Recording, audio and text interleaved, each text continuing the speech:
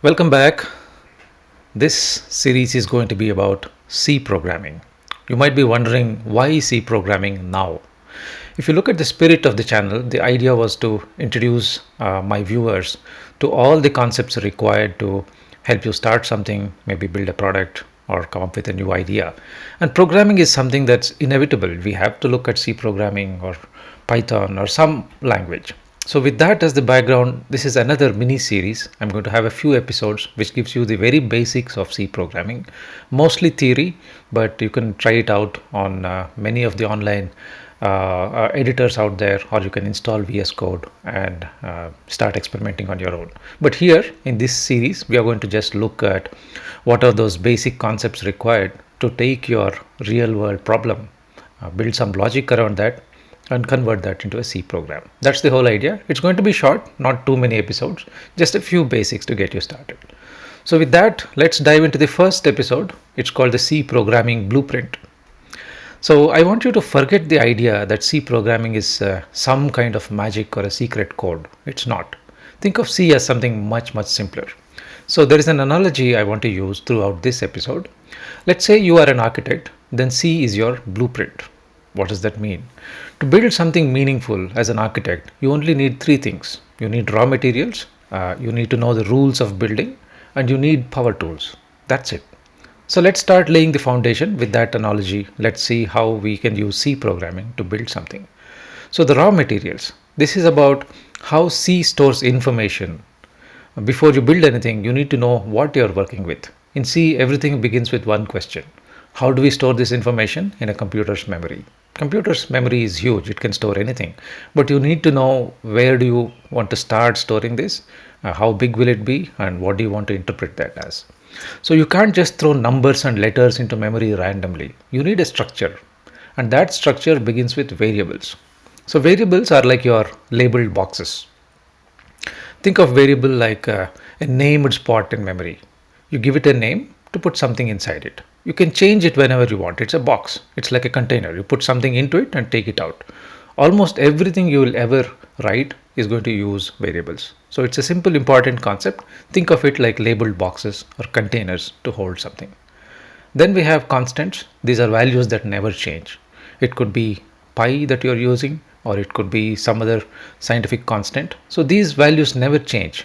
I mean, in your program, in the life of a program, it doesn't change. So if variables are like flexible boxes, constant are the fixed parts. Their values are set once and they stay that way for the entirety of the program. So use them like for things like maximum limit or something that should never be modified. So you can define a constant and the program knows that this is some value that we will never touch throughout the program, but we'll keep using it just as is. So we talked about variables, we talked about constants. Now let's look into data types. What goes into each of these containers, variables? What goes into each of these boxes? That is a data type. So every box has a type, a declaration of what it can hold. If it is a cardboard box, you're pretty much sure that it cannot hold water. It's going to run out of it. If it is a metal container, it can hold liquids. Then you may want to use it carefully for other things because it's built to hold liquids. So the three essential data types that we will work with in C are basically int or integers. This is for storing whole numbers. Then we have float, which is basically floating point decimal numbers. Then we have a char, a single character. Every number, letter and symbol you handle falls into one of these foundational categories. I'm not making a claim that we are going to cover all the data types here, but I'm basically saying that these are the basics you need to know to convert your real world problem into a solution, build logic around that and put that into a C program. These are the basics you need to know. That's what I'm saying. So then we have the next section, which is the building codes. So if you're building a skyscraper somewhere, there are some rules. So similarly, C programming also has some rules. Let's look at syntax and naming rules. So just like construction, programming needs rules. You break them and nothing works. There are things like naming rules. You can't just give any name you want. Variable names must start with a letter or an underscore. They may contain letters, digits, or underscores after that.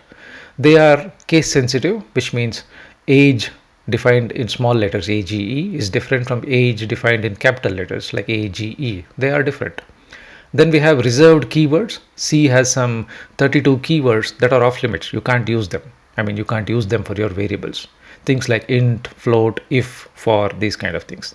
They already belong to the language. They're part of it. They can't be reused as names. And then we have format specifiers. This is how C prints values. When you are using printf, printf is a function which you call to print something onto the screen or any output. So when you use printf, C won't guess the data type. It needs to know what is it that you are passing to it, to that, so that it can print it. So it needs to know what is inside the container you are giving it, and it's going to print that. So for int you just use %d, for float you use %f, for character you use %c, things like that. Use the wrong one and you will get confusing output. If you pass int as the print specifier or a format specifier for a value that is a float, it's going to cut off the decimal or the floating point number. So it's basically going to give you confusing output if you don't know what you're doing. So that's the basics of building the syntax and naming rules in C. Very basic. So there are some names. Variable names must start with certain rules. There are some reserved keywords which you cannot use, and then there are format specifiers which we use to specify how to print. So we talked about constants, variables, we talked about syntax and naming rules. There is another area which is also important. So for every architect there is a toolkit. He knows what are the tools he can use to work with his raw material. So similarly we have operators here in C language. We have the material and rules. Let's actually build something. So operators are your power tools. They are symbols that let you do math, compare two values, they let you make a decision, they control the flow of your program. So these are tools or operators. Then we have arithmetic and order of operations. So when you're doing a big formula, the arithmetic expression evaluates with certain rules. So there are parentheses. If there is a parenthesis, that will be evaluated first. If there is a multiplication or division, that will be evaluated first. Then you have addition and subtraction. So it is very key to understand the correct order of calculation. Otherwise, in your C program, if you do some scientific calculations, you are going to get results that are probably not what you want. And then we have logical operators. So these are operators used to check a condition. For example, and this checks to make sure that both conditions are true. So for example, I can say I need to be a human and I need to be an adult to actually go to a movie, something like that. Then there is the or operator, which will check if at least one of it is true. I need to be a child or I need to be an adult to go to a certain movie. One of these needs to be true. So this lets your program make decisions like should this run, should I repeat this, those kind of questions.